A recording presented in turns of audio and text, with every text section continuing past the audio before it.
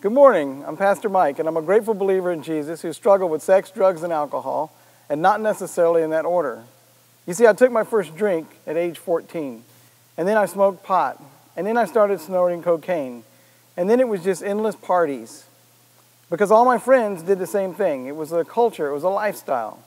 And through the years, my addiction became more darkened and worse, and I got to a place where I just wanted to be alone and drink alone and use my drugs alone. And on February 24th, 1995, my wife, Mary Kay, and our 2-year-old daughter there with her said, "We can't take you anymore. You have to get out." So I left reluctantly, but I left. And I went and stayed with some alcoholic friends. And that night, in a room all by myself, with my drugs of choice, Jack Daniels and cocaine, I hit bottom. What I found was that the drugs quit working. And I don't know if you can relate to this or not, but that's a terrible place to be.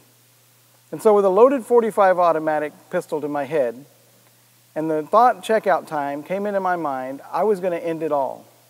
And as I looked across the dresser and saw a picture of my little girl, another thought came into my head, and it was, there's another way.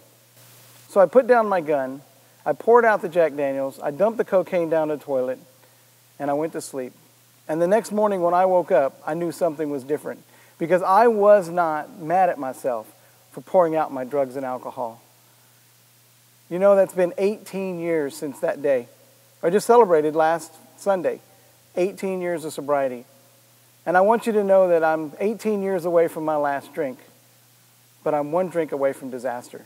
And by God's grace, I've been able to stay clean and sober. I've been able to lead the Celebrate Recovery ministry here that we started in 1997. We were number 3 in the nation, and it brings me great joy to know that there's 19,000 of them now. And by God's grace, I want to continue serving and walking in recovery.